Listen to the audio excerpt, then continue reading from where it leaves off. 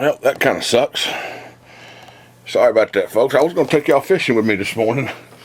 It's 5:45. And I put a bait trap out yesterday afternoon with crackers and some bread in it. Thinking this morning I'll have some brim, some small brim in there to use for some baits, catch some big fish today. Use some live bait. I thought we'd change it up a little bit. And no brim in there. It was 4 catfish, about the size of a hot dog. About all them fish I've been catching, there's 4 catfish in there about that size. And of course, I ain't after no catfish. It's just no thank you.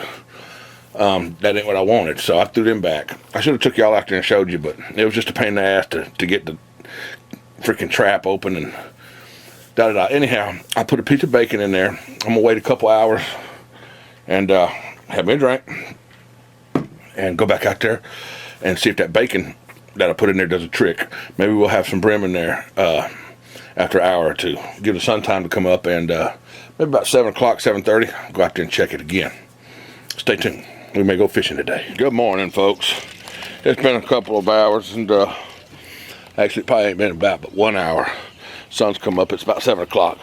Let's walk out here real quick and take a look around. I've almost done with my drink. Yeah, that's one of them morning buzzes. Woo! Won't be able to go nowhere in the car for a while. I wanted to carry y'all over here first thing before we go check our bait trap and show y'all my new used motor. Remember I told y'all about this the other day. From what I've looked up on the internet, this is a 1982 Mercury 40. Now I know it says 35 down there, but the serial number that's right there, that serial number right there comes back to a 1982 40 horsepower.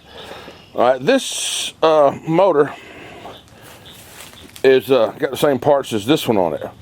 This is a 1985 Mercury 35. Okay, same parts, same shit, same damn thing. I don't know why one's a 40 and one's a 30. I just really, maybe I don't have a clue. Y'all might put a comment down below and tell me why one's a 35. What makes one a 35 and what makes one a 40? I don't know.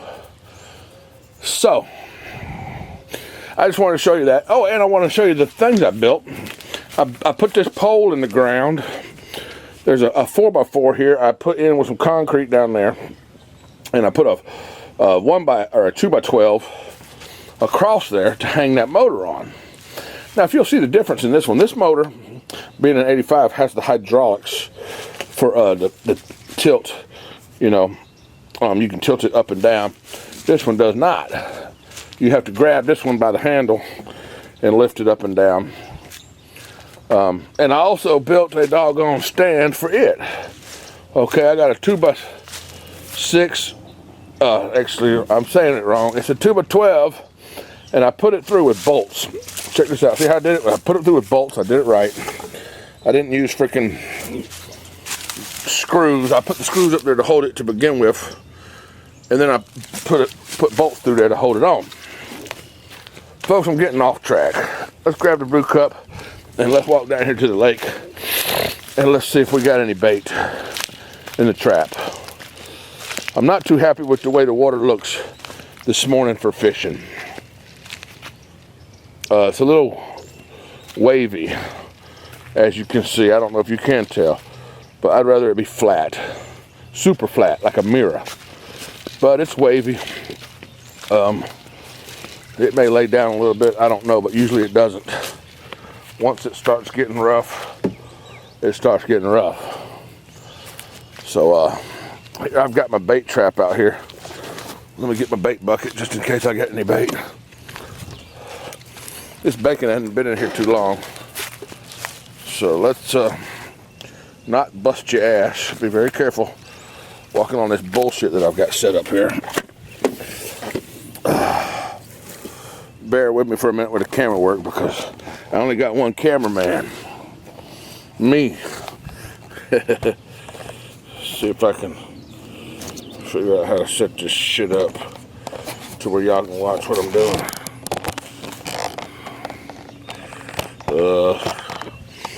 I'll be right back. Hang on. So I think I'm gonna need to turn the damn thing off for a second. I don't remember now. How do you show yourself on camera? Well, okay, let's just do it like that. I don't know if you can see me or not. Remember I had put bacon in there earlier. I took the catfish out. And it does look like I have a couple bait. I've got some bait, folks. Awesome. I've got enough bait to go fishing with for a little bit. So let me get those out of there. Let me move the camera so I can show you all that part. This is awesome. I've got some bait. Unbelievable. No, it's not really unbelievable because this kind of stuff. Oh boy, look at that baby frog. Can y'all see that baby frog right there? He's way too small for bait. I think he probably would get eaten by one of those. He'd probably be getting eaten by one of these baits that I'm fixing to use. So what I'm going to do is I'm just going to set y'all there. I'm going to open up my bait bucket. There's that little frog right here. He doesn't want to leave. Look at that little sucker. He's right. Oh, he's gone now. All right. Let me get my bait trap open. Put your fish back in the water for a minute. That didn't take long. I think they like that bacon. I do. But I'm so happy I didn't get no damn catfish this time. Because I'm looking for bait, of course. I want to do a little bobber fishing with some live bait this time. So, you know, give you something different than last time. It was just rubber worm all the whole damn time. You know, I want to kind of switch it up a little bit and show y'all something different. Seeing as I don't have a working outboard at this time, I'm not taking the boat out. So we're just going to do the canoe here in the backyard. So what I'm doing is I'm undoing getting my trap open, and I'm going to empty my fish out of my trap into my bait bucket. That keeps them alive as I fish. So it's easier said than done because this wire is all kind of hooked together. Y'all get in there. There's two more. There's one more. Get in there. Get on in there. Thank you, sir. I'll go ahead and go back inside real quick and get another piece of bacon because that one's gone. I think they ate it. As they were in there, trapped, they ate the bacon. So that's the only reason I caught that many. I could have caught more if I'd had more bacon. So I'm going to put some more bacon in there as I get ready to go fishing. And we'll be right back, folks. I'm getting in the boat and going fishing. Okay, folks. I got four freaking brim. I got 4 pieces of live bait. And, of course, I got my regular fake bait. Let's go out here in the lake and see what we can do.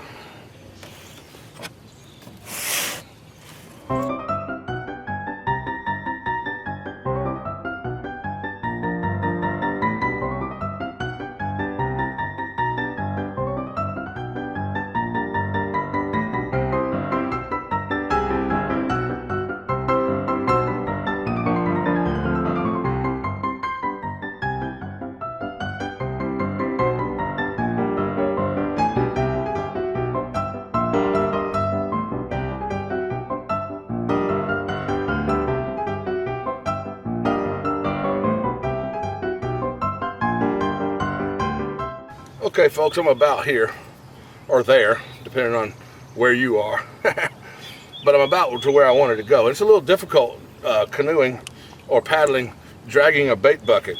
I can only imagine what the feeling is, you know, pulling a stringer full of fish alongside you. Yeah, it's difficult. It keeps wanting to go that way. My bait bucket's on that side. So let me anchor out right here, and we'll get to fishing right here on rednecksgonewild.com. Folks, first things first. Number 2. Sometimes you just got it like that to where you can drink in the morning. But first things first, while we're here, let's go ahead and scare. I mean, you know, not scare, but let's stir up some fish along the edges. I'm about probably 25 feet away from the bank. And I want to throw a rubber worm real quick to see if there's anything up there. Oh, that's not good. That's never good when that shit happens. Try not to make that much noise. I'm gonna have to buy some more worms. Look. I've been catching so many damn fish, I'm running out of worms. I've got more in the bottom, don't worry. Let's go ahead and hook this one on. These are so much easier to hook on the damn hook when they're not wet. Nice dry worm. You can get that sucker on there how you need it. And let's cast it out, folks, and see what happens. I'm gonna do this for you right here live. Got new line on here. I set the drag. I put 4 pound, I restring my reel with 4 pound mono last night in preparation for this fishing trip. What I had on there just was a little too thick and not long enough because I had used it for a while.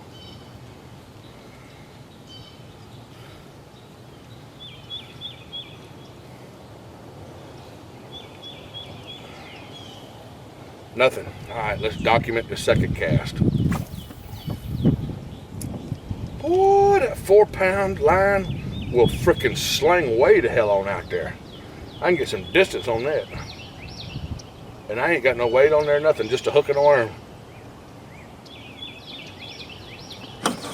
Should I reposition y'all a little bit?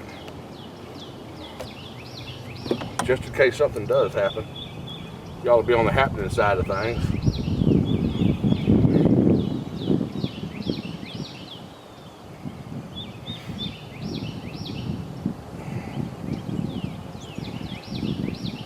Nothing there. Let's hit that dock. There's a dock right over here. Let's bust it. Right next to the dock. Maybe the fish haven't woke up yet. What time does the fish usually wake up where you live? Put your comment down below. You go fishing in the morning. Sometimes you don't catch them till a certain time or whatever. What time is that? What time do you catch your fish?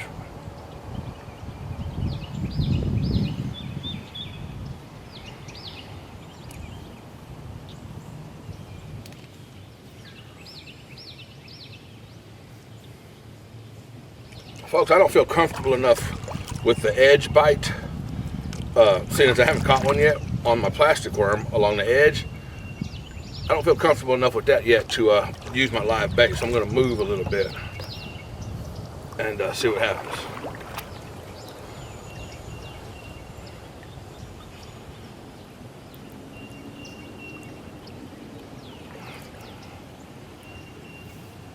Not going to move very much though.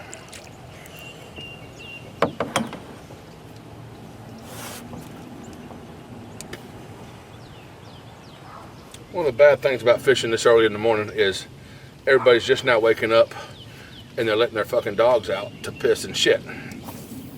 So therefore, I have to deal with rambunctious pets being pinned up all night and just now, you know, they come out in the morning and they just want to freaking go crazy as soon as they're let out the house. Folks, there's some wind gusts that are pushing me all around. It's difficult to position this canoe right where I want it, so I don't know how well this fishing trip's gonna go.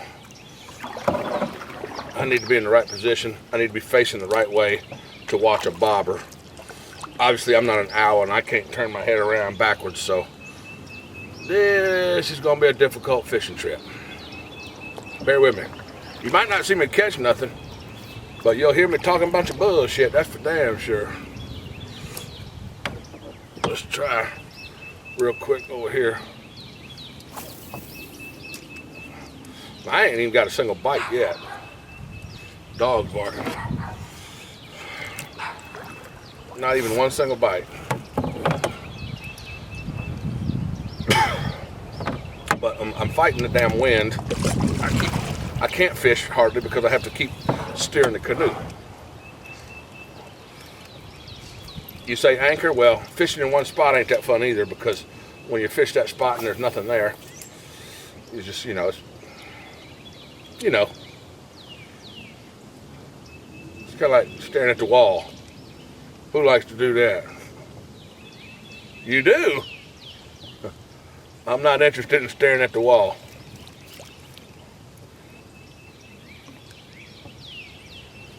All right, folks, there's my bait. Let's send them on out. See what happens.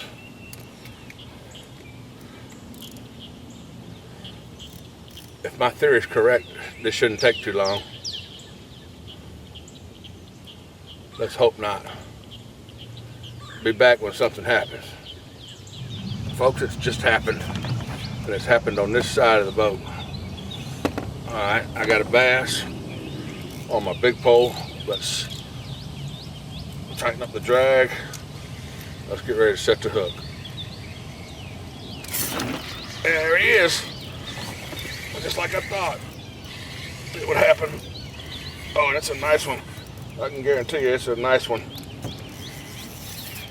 Let him run. Let him run a little bit. Just going under the boat. Coming back on this side. Oh yeah. Where's he at? Wants to go on the other side.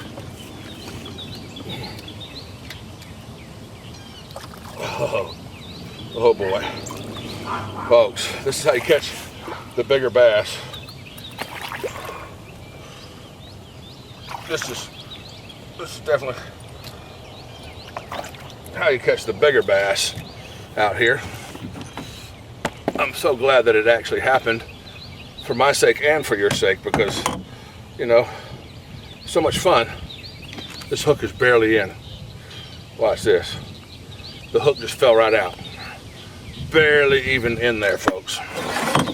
Let's I'm gonna put him on the camera. Probably 2 pounds, maybe 3. What do you think? Put your comments down below on the size of that one. What do you think? Bigger bass, bigger bait equals bigger bass, deeper water. Ow, he's biting my finger. It's a nice one. Let's let him go. And let's go after another one.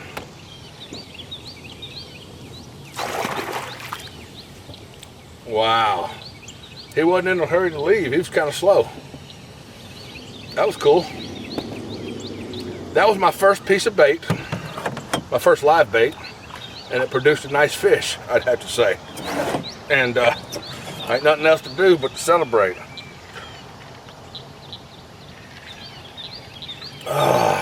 Let's go and get another one. Alright folks, this is our next contestant. Let's see how well he works. We'll kind of throw him in a different area.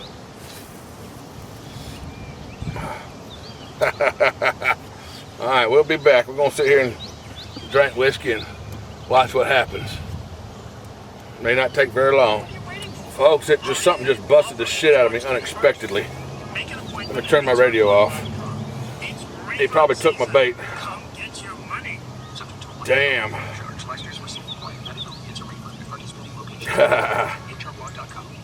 Turn the freaking music off.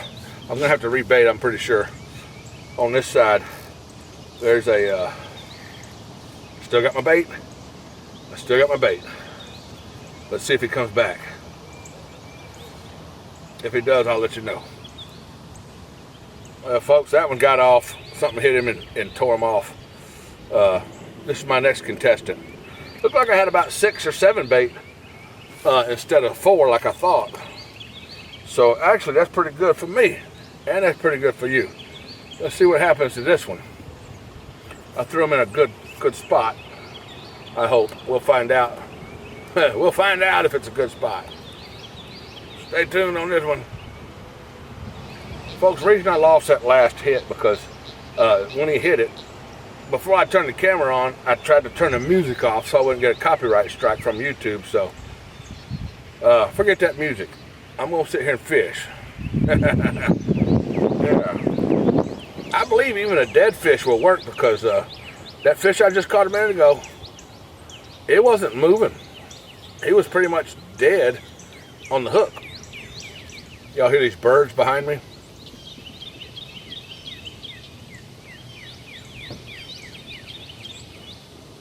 You got different chirp, chirp, chirp. Then you have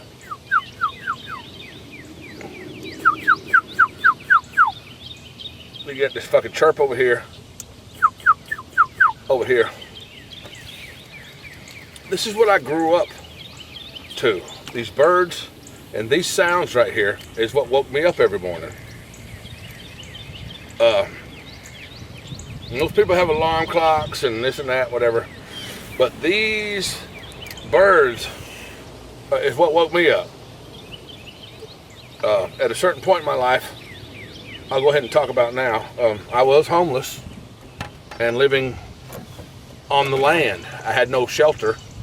I had no home.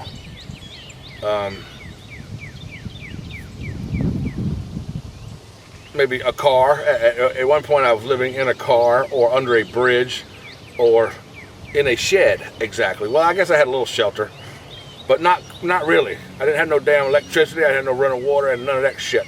But this is what woke me up every morning. These sounds. And here I am, freaking, what, 25 years, 30 years later? No, probably 25 something years later. I don't know. And I'm recognizing these sounds as the sounds that I always woke up to as a teenager when I was homeless. Now you're asking me why was you homeless as a teenager? Oh, well, because I quit school and my mama threw my ass out. She says, if you ain't gonna go to school, you're gonna either go to school or you're gonna get a job or you're gonna get out. Well, I didn't like the sound of school and I didn't like the sound of a job, so I moved out. And I moved out into the streets, into the goddamn homelessness world of, I had my freedom. It wasn't very fun, folks. It really wasn't very fun. I told my mama, I said, I'm hungry. She said, well, there's some dirt. Grow you some potatoes. Grow you some food.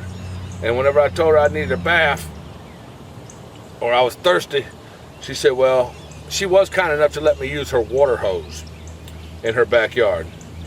The first place I became homeless was my house, and my mother's house, actually. She allowed me to live in the backyard, in the shed. It wasn't very fun. Now, don't get me wrong, I had a lot of fun. I definitely had a lot of good times in that shed. We will get into that maybe in another video, but yeah, as far as shelter and warmth and comfort goes, no, it wasn't none of that. My mother was taught some tough love and she lived by it. I don't know where this video just went, but how did I even get on that subject?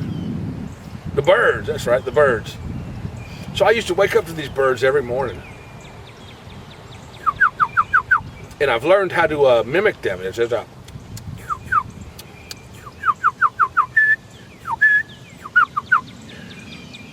you hear them?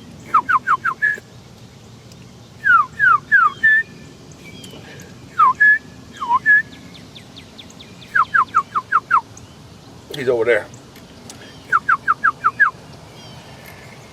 Now he's thinking I'm a mate, and he'll probably land on my head here in a minute.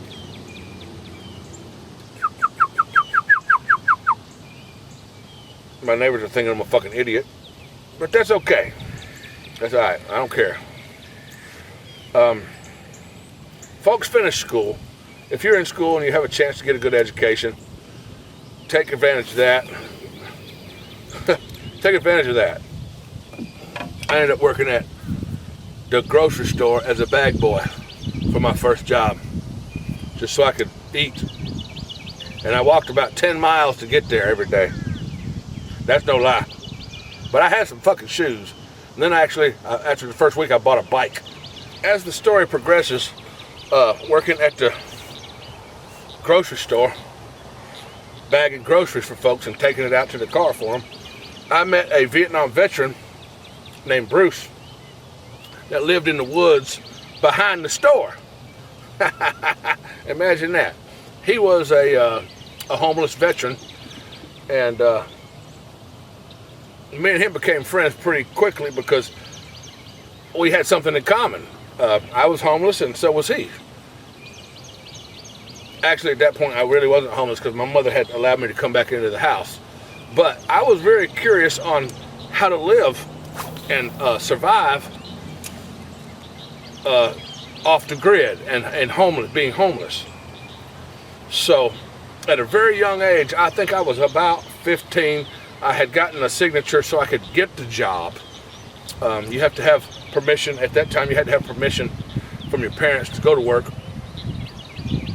to have a job. So me and Bruce became friends because he lived behind the grocery store that I worked at. Well, Bruce was an alcoholic, a big-time alcoholic. And yeah, where'd I go every day after work? Right behind the store to visit Bruce. He always had a pot of hobo stew. That's what I called it, hobo stew. Stuff that he had salvaged or scavenged out of the dumpster or stolen. And we'd freaking sit there and drink Black Label beer. I think it was Black Label, or that's what I think it was. It was called Black Label. I can't remember the name of it. Black Label or whatever. Something like that. And Doral cigarettes. If you was lucky.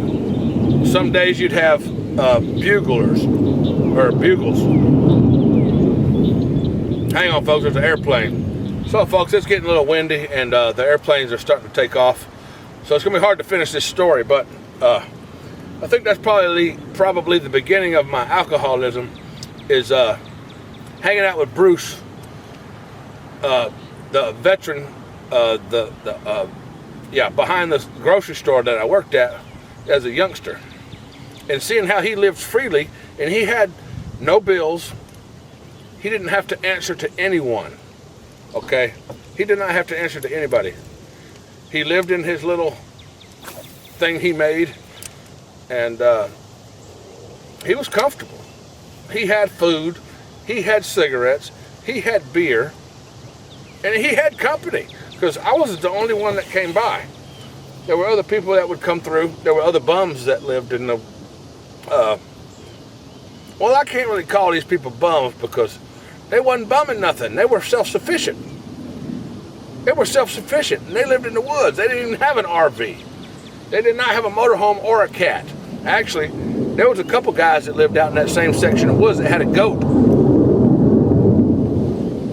Okay, that's going to probably be the end of this story. As you can imagine, the things that I was learning from a Vietnam veteran that was homeless, living in the woods behind a grocery store, as a 15 or maybe 16-year-old. At one time I did turn 16 because I remember once I got my car, I would still drive out there to visit him and even brought him to some parties. I took him to the parties that I was going to.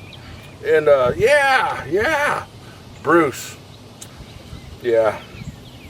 I'm sure that he's probably long gone by now, but Bruce, if you're watching, I know you're not watching because you only had a radio that ran off batteries. But yeah, you taught me a lot, buddy. You taught me that the way to live. You taught me a way to live. You know, forget about the bullshit and the things that go on outside of the woods and the things that go on outside of your mind. Take care of yourself. Do what you need to do to survive, and do what you need to do what makes you happy. And what made him happy was a belly full of food, a couple of cigarettes a day, more than a couple actually. He was a chain smoker, and some beer. That's all he needed. That's all he needed. That's it. A little tent to live in, some beer, some cigarettes, and some food. That's all Bruce needed. He was a happy man. Folks, I believe Bruce had a check coming in every month. Pretty sure that I remember him saying something. He had a check coming in every month for you know, his service in the VA or whatever. Excuse me, I about had a hiccup. But yeah, and I asked him, I says, well, you ain't got a mailbox. Well, how do you get your check? Do you have a bank account or what? The check goes to his family. They have an address and a mailbox, which was close by. I never got a direct address by talking to him, but he said it wasn't very far, and he could walk to their house and get his check. Or it was deposited into their account and he got the money from them or something. Somehow he was getting some money. Okay, believe that. He was getting some money somehow. But he didn't want to really talk too much about that. And he didn't want to hang out with his family too much. The people that were helping him with getting his check. You know, he did use that service, the mail. Back then, you know, I don't think they really had direct deposit, or I don't know. But he was kind of a strange guy. He wanted to live off the grid. Bruce was his name. I know your question is, did Bruce fish? He did not fish. There was a creek very close to where he lived, probably about maybe 500 yards from his camp, down to the bottom of the hill, was a creek, but he did not fish. He didn't have to because he lived behind the grocery store and he got plenty of produce and other things. And he didn't really have to fish. He's got, you know, he didn't want to work. He couldn't work. He was definitely disabled from the war. He could walk and he could talk, but he couldn't really think too straight. He thought straight enough to figure out how to eat and smoke and drink every day. That was pretty much his, whoa, I got one. Are you serious? You pulled me under a branch? I lost it. Damn, what was I? Yeah, eating and drinking and getting something to eat and getting something to drink and having cigarettes. That was pretty much his thing. If he had that for a day, he was happy. Kind of like a lot of people I know. They go day by day, figure out how to live day to day. If they got something to smoke or drink or eat and a roof over their head, which he had all that. He had every damn thing he needed. He didn't have no woman. He never tried to fuck me. He wasn't that kind of a guy. He was just, you know, a good-hearted person that just lived in the woods. As y'all may be able to tell by now, Bruce was very influential in the way I grew up and the way I think today. I'm just kind of a free-living person, and I do not want to have to work very hard to live. I don't agree with working to live. I agree with enjoying life and doing everything you can to enjoy it more than you have to work for it. That's enough about Bruce. Thank you, Bruce, for what you taught me as a child, because I am enjoying my life, and I think everybody else that's watching my videos can tell I'm enjoying my life big time. And Bruce, I pretty much have you to thank for the influence that you gave me. You know, enjoy life. You don't have to work hard. You don't have to have nothing. You don't have to have a lot of shit. You ain't got to have nothing to enjoy life, because he enjoyed life. And he lived in a damn freaking homemade tent out of old construction plastic in the woods. Folks, that's enough on Bruce. Looks like I may have one, folks. Let's see.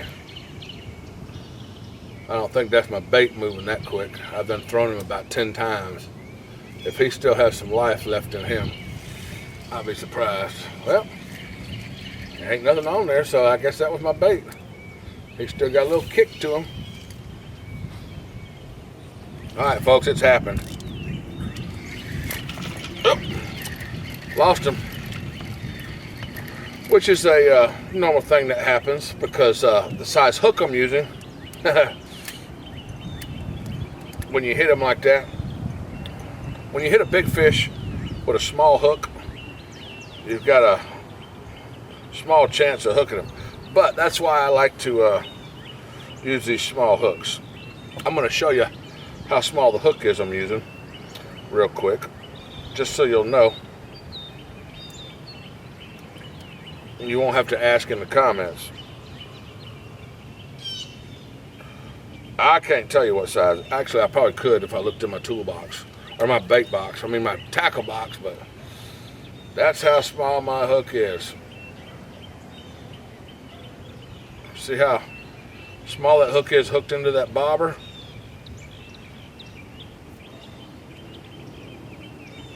Let me try to get it to spin around your way. Yeah, it's got a small hook. It's a small hook. I missed one, but I caught the big one. Okay, I've got my last small bait. I'm saving my bigger fish for last. I got 2 more left after this one. And this is a tiny hook. I'll have to let you know what kind of hook it is. But it's a baby hook. It's just for, you know, catching bait fish. And I'm putting my bait fish on there to catch big fish, as you can see. Let me loosen my drag. Oh, I got one already. I've got one already, folks. No, I don't. That's my bait. Damn, that's a strong little sucker. Hope I ain't lost my bait, because it ain't moving no more. I want to tell you what kind of hook that is. That's a Eagle Claw. This is what it is right here. Watch your bobber. It's an Eagle Claw 6. It says it's a 6. I'll zoom in on it for you so you can see what the heck it really is, because I can't tell you what it is.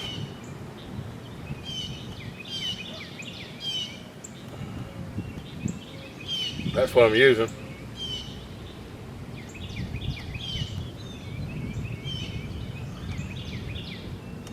That's the hook I'm using.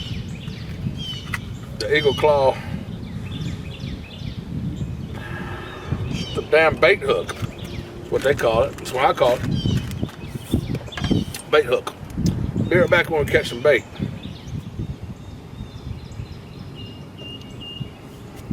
Them damn birds. They usually start around 3:30. In Pensacola, where I lived at the time, those birds would start around 3:30 in the morning.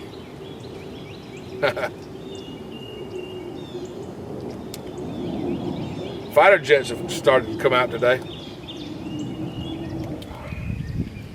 Well, folks, I'm almost back to the house. I'm almost out of whiskey, and I gotta pee after 2 drinks, 2 big drinks. I mean, you know how big my drinks are. I gotta pee somewhere, so this could be the end of this fishing video. We'll see. Folks, that's the end of this fishing trip. Reality bites.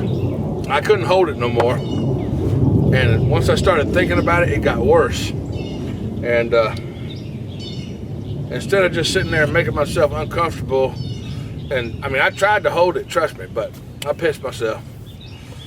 and it warmed my feet up a little bit, but I'm going to have to end this fishing trip and go and change my clothes, wash my clothes, and wash the canoe, because it's all in the canoe.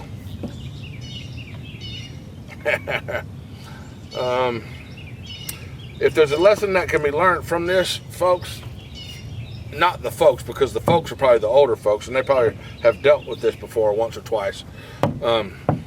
It's my first time being in the canoe with my pants on, but folks, this is as real as it gets. I just pissed myself because it was more comfortable to do that than to hold it and to try to wait till I got back. There was no way I was going to make it. I knew I wasn't going to make it. So the youngsters that are watching, you can laugh all you want, make all your comments and everything down below, but when you get as old as me, I'm 45 or 46, I'm not quite sure which one, I'm somewhere in there, you're going to have these problems too. And you're going to start having to wear glasses and this and that, and you may have to wear glasses to see your pee. But for now, I'm ending this fishing trip and this video so I can go and wash my clothes and spray my canoe out, and yeah. I never imagined that a fishing video or any video that I've ever made would end upon me peeing on myself. I mean, I don't know. This just ain't, that's how hard I was trying to fish. I really wanted to catch that fish. So, peace folks, thanks for watching. Rednecks Gone Wild. Keep it real.